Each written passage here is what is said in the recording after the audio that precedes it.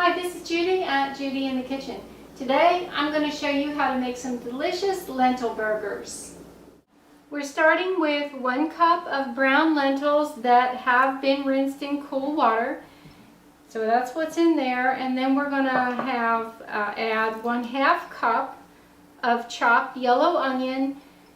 And you don't need to worry about dicing this in any particular way because they're going to wind up going in the blender in the end. I have 1/4 cup of chopped bell pepper, 1 large clove of garlic that I've roughly chopped up, 1/4 teaspoon of salt, and then I'm going to add 2½ cups of water. You may need to add another 1/4 of a cup to 1/2 cup of water, depending upon how tender you want them to be. And so what I'm going to do is put this on the stove, cover it up, bring it to a boil, turn it down and let it simmer, and then just cock the lid and let it simmer for about 20 to 30 minutes or so until most, if not all, of that water is absorbed and the lentils are good and tender, and then we'll go from there. Okay, my lentils have cooked and I allow them to cool down for a little bit, and to this blender, which is equivalent to a food processor, I've also added 1/2 cup of fresh breadcrumbs. You could use whatever breadcrumbs you want. These are gluten-free. You could use Italian seasoned breadcrumbs, whatever you like.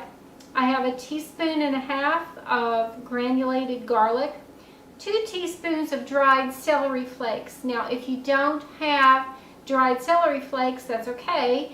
Use about 2 tablespoons of fresh celery flakes that have been chopped up, or even 1/2 stalk of fresh celery chopped up would be fine. We have 4 teaspoons of dried parsley, 1/2 teaspoon of dried oregano, 1 tablespoon of dried onion powder. And yes, I know we've already got onion in there, but we need to boost this flavor some. And then we have 1/4 teaspoon of black pepper, 1/2 teaspoon of salt, and then we're going to add 1/2 cup of cooked brown rice and 2 eggs. Now I'm going to put this process in a blender, and then I'm going to dump it in a bowl, and I'm going to show you what we're going to do from there. Alright, I have processed my lentil and herb and rice mixture, and I'm going to add it into a bowl with another 1/2 cup of cooked brown rice. You can see it just looks like some gloppy mess, but I promise this cooks up really well, holds together well in the shape of a burger, and is really delicious. So even though it doesn't look very pretty at this point, it really is good. I'm going to mix this up, and then I'm going to divide it into 1/2 cup increments, and we're going to go to the stove from there, and I'll show you how well this actually cooks up. I have my non-stick frying pan ready to go. It is warm. I'm adding roughly 1 tablespoon of extra virgin olive oil.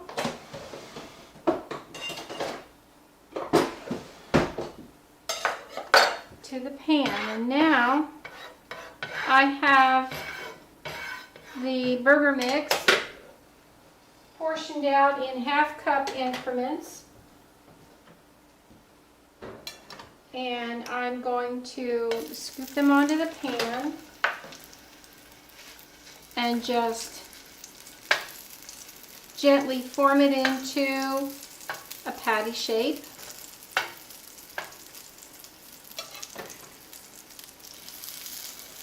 And the stove is turned on just a little bit lower than medium.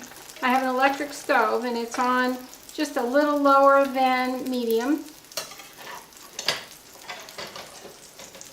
And that's where we want to keep it. You don't want to cook these too fast because you don't want them to burn on the outside, and you want them to cook all the way through because we've got the raw egg in there. So you want to make sure that they do cook through, and you can make these as flat or as round and thick as you want. And I just allow them to cook relatively slowly until they're good and brown on the one side, and then carefully flip them over and allow them to brown on the other side. And I may even turn the stove down just a little bit more from here, down to about a 3.5, not quite 4 on my stove dial there. And this actually has made 8 patties. It's made quite a bit.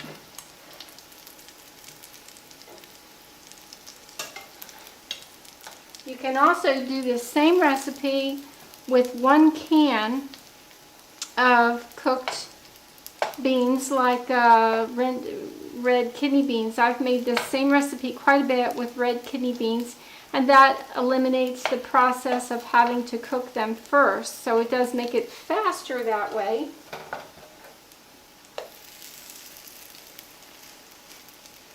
I've got a lot of them here for this pan. It will make 5, generally 5 patties, possibly 6, if you are using a can of beans.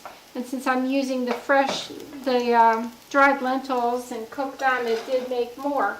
So that gives you a little hint on if how you can change the recipe around a little bit. If you want to use a white bean, a Great Northern bean, you can use the red kidney beans, which I use quite a bit. And then you get more out of it when you cook the fresh lentils.